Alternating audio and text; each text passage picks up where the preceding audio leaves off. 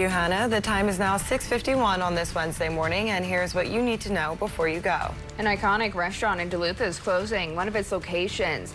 Grandma's Restaurant Group announced that Grandma's Saloon and Grill on the Miller Hill area has been sold to a Minneapolis-based cannabis company. The restaurant will close on May 3rd. The company says the restaurant landscape has changed since the COVID pandemic, with the mall area becoming quiet after 9 p.m. That, along with rising inflation, owners felt this was the right move. Grandma's locations in both Canal Park and Virginia will continue to serve their communities.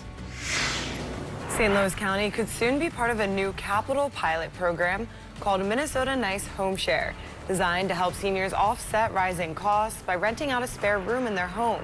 The Minnesota Nice Home Share pilot would run through Minnesota Housing in Lake, St. Louis, and Washington counties, pairing homeowners 55 and older with spare rooms to adults looking for housing. The bill adds guardrails like background checks and references for both sides, plus work or school verification for renters. Wisconsin Governor Tony Evers visited Superior yesterday, highlighting a clean energy project owned by SWLMP. The company says they built the Superior Solar Garden in response to requests from the community, and residents can pay for a subscription to the garden and then receive a credit on their monthly energy bill. The garden currently serves over 80 customers. As federal support for solar is cut, Evers says he believes state investment in solar energy and continued interest in clean energy remains strong in Wisconsin. Meanwhile, Evers says he has no opinion on the recent debate over the potential city acquisition of the utility. An update to a 2025 school bus safety law is now in effect to protect Minnesota children from a dangerous loophole.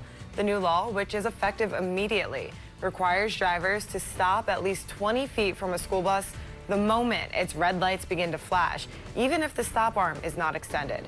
Previously, drivers only had to stop when both the lights were flashing and the arm was out, which led to concerns of drivers continuing past the bus while the lights were flashing but before the stop arm was deployed. If the new law is violated, drivers will be charged with a misdemeanor and a minimum fine of $500. Minnesota State Patrol says more than 2,000 citations were issued for bus violations in 2024 and 2025. A dispute over whether Wisconsin's congressional district maps are fair could be headed to the state Supreme Court. A liberal group called Law Forward appealed their case to the High Court on Tuesday, hours after a panel of 3 judges dismissed their lawsuit. The judges say they don't have the authority to rule on that case. Liberals say the current maps are not competitive, but conservatives say the law doesn't require competitive races. There's no immediate word if the liberal majority Supreme Court will take up that case. Be ready for a new street closure in downtown Duluth later this week. Starting tomorrow, the 100 block of East 1st Street will be closed. That's the area between 1st and 2nd Avenues East. The city says the closure is needed to finish work on a steam line and to repair the road. The block will be closed until Monday.